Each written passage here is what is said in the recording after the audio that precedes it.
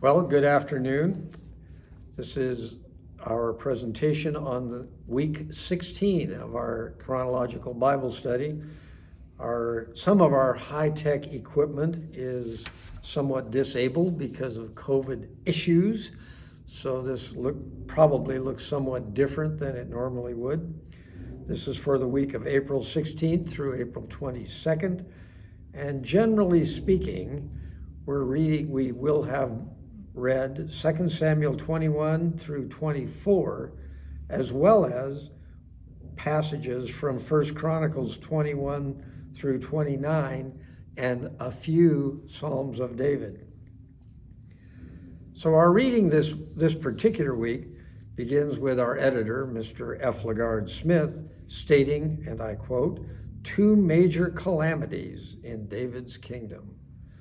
So David is now the king over all Israel. And the first of these calamities is 3 successive years of famine. And it's very interesting. David seeks the Lord's guidance.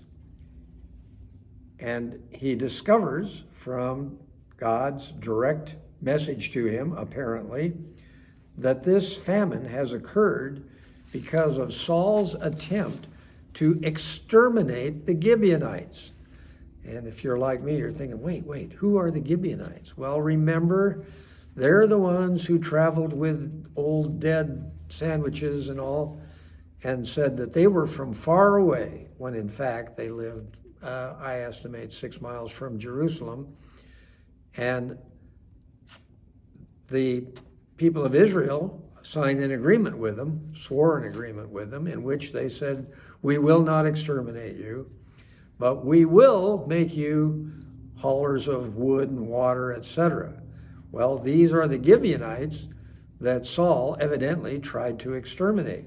Now, ask yourself, in my reading, where did I hear that happen? And the answer, as far as I can figure out, being not a Bible scholar, is that we did not hear about this. I will say that, as we're going to learn here in just a minute, the tabernacle at this time appears to have been in Gibeon. And I would remind you that, in fact, the Doeg incident was a time when the people of Nob, M-O-B, Nob I would normally say, were wiped out. And I'm wondering if that was where the priests were actually hanging out, was near Gibeon. And that indeed Saul, in his effort to undo the people who had, quote, helped David escape his clutches, that possibly he slaughtered the Gibeonites at that time. That is speculation on my part. But it seems to me it's possible, because when I've tried to find the location of Nob in reference books, I get different stories depending on which book I look in. So who knows?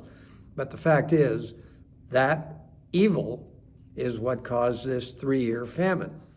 So David goes to the people and says, well, what can we do to make this right? And strangely enough, the remainder of the people say, well, we need to kill a bunch of Saul's relatives. Oh, that's a good start. So at that point, David takes 2 of Saul's sons and 5 of his grandsons and turns them over to the remaining Gibeonites. And in fact, they are not only killed, murdered would be the word I would use, but this was retribution, so maybe that's wrong. And they leave the remains of all 7 of these, and I would note to you that Mephibosheth was not slaughtered as part of this activity, because that was Jonathan's son whom David had promised to take care of.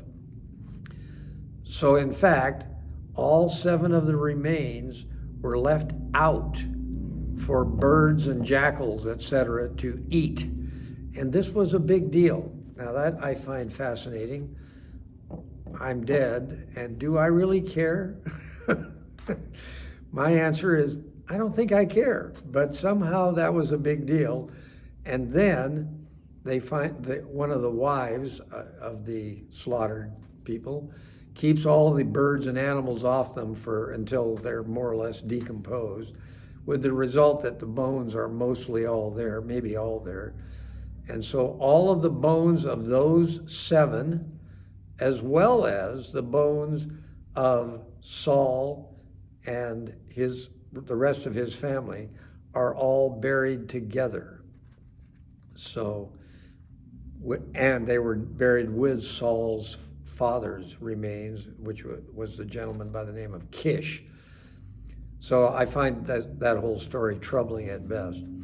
So the second big major calamity, we are told, was caused by Satan, and I'm kind of quoting here, inciting David to take a census of Israel. Now that's an interesting thing, because first of all, why is that a bad thing? They've taken censuses before, and now they apparently weren't supposed to. I have an opinion on that. I suspect that David was merely trying to more perfectly glorify his kingdom well beyond the promised land that God had given them. That to me is arrogance, and I know God hates arrogance. However, this is to me the most interesting thing.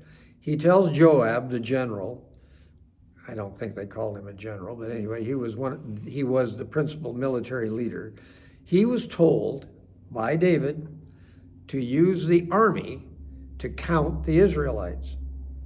And what's interesting is Joab responds to David and resists. Here he is, he's resisting King David. He says, why should we bring guilt on Israel? And I'm saying to myself, what? Joab knows that this is evil, and he tells David it's evil, but David tells him to do it anyway. This is a man after God's own heart. This gives me hope, because I know I'm not a man after God's own heart, but I might have stopped at that point. I might have been that smart, maybe not. So anyway, God is displeased. Oh, and I should say that they counted 1,100,000 who could handle a sword, and Joab carefully excluded the tribes of Levi and Benjamin. I guess he thought perhaps that would make it less evil. I don't know. The fact is that God is not pleased with the result that he directly gives David 3 choices. Okay, David, you get to choose. Do you want 3 years of famine? Now remember, we've just had 3 years of famine. Do you want 3 months of all your enemies being victorious? Or option 3, door 3, I guess, do you want 3 days of the sword of the Lord against you? And David says, let me fall into the hands of the Lord. His mercy is great. So David says, I don't trust the famine turning out well. I don't trust my enemies. I trust the Lord. So I guess that does show that David was, again, a man after God's own heart. And it's at this point, incidentally, that it's mentioned that Gibeon was where the tabernacle was now located. Now, I would note to you, I do not believe that the Ark of the Covenant was located there, but the tabernacle, the tent itself, was there. So anyway, the sword of God, an angel wielding the sword of God, is slaughtering. And David makes an offering at the threshing floor of Araunah, who was a Jebusite, meaning another person who was supposed to be exterminated but wasn't. And David insists on paying for the ground. And in today's dollars, the metal he provided, I believe, would be worth, roughly speaking, $500,000. So the angel is halted by this sacrifice after killing 70,000 Israelites.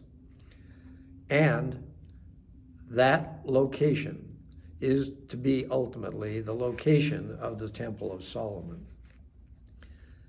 So a lot of our reading this time is David's effort to define in some detail how the temple is to be built, who's going to organize the construction, and defining much of the way that it will be organized once it is built, defining the staffing, if you will. And David clearly appoints Solomon to be his successor. I'm going to read from 2 Chronicles 2, verse 6. This is David quoting God. Solomon, your son, is the one who will build my house and my courts, for I have chosen him to be my son, and I will be his father. I want you to listen carefully to this last sentence. I will establish his kingdom forever if, emphasis mine, he is unswerving in carrying out my commands and laws as is being done at this time. It's interesting he adds at this time, because obviously the Israelites have been up and down on that. So with that, the kingdom demands that in order for the kingdom to exist, the demand is that the Lord's work be followed, the Lord's desires be followed. At that point in our reading, we basically launch into a bunch of Psalms. I would like to read 3 of those. I don't think I'm out of time. The first one is Psalm 5. I'm only going to read a portion of it, but I was encouraged by it. You are not a God who takes pleasure in evil. With you the wicked cannot dwell. The arrogant cannot stand in your presence. You hate all who do wrong. You destroy those who tell lies. Bloodthirsty and deceitful men the Lord abhors. But I, by your great mercy, will come into your house. In reverence will I bow down toward your holy temple. Lead me, O Lord, in your righteousness. Because of my enemies, make straight your way before me. That to me is a very encouraging thing, that even though we know just recently in our reading that David did things that were not in keeping with God's will, we have that promise. And the other one I was going to read is Psalm 62. Again, I'm reading only a portion of it. This is another Psalm of David. And incidentally, I will mention to you that, again, I've often stated, I am not a Bible scholar. There are all kinds of notes on many of the Psalms. Like on this one, it says, for the director of music for Jeduthun. I give up. I don't know what that means. And there are many other terms like that for which I have found no consistent explanation of meaning. This is Psalm 62. My soul finds rest in God alone. My salvation comes from him. He alone is my rock and my salvation. He is my fortress. I will never be shaken. How long will you assault a man?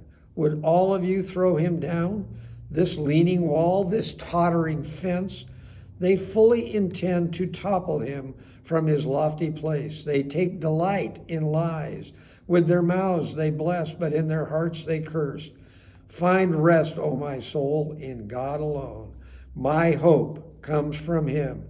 He alone is my rock and my salvation. He is my fortress. I will not be shaken. My salvation and my honor depend on God. He is my mighty rock, my refuge. Trust in him at all times, O people. Pour out your hearts to him, for God is your refuge. And that is our closing message. Next week we'll be reading all Psalms, and I have selected a few to read.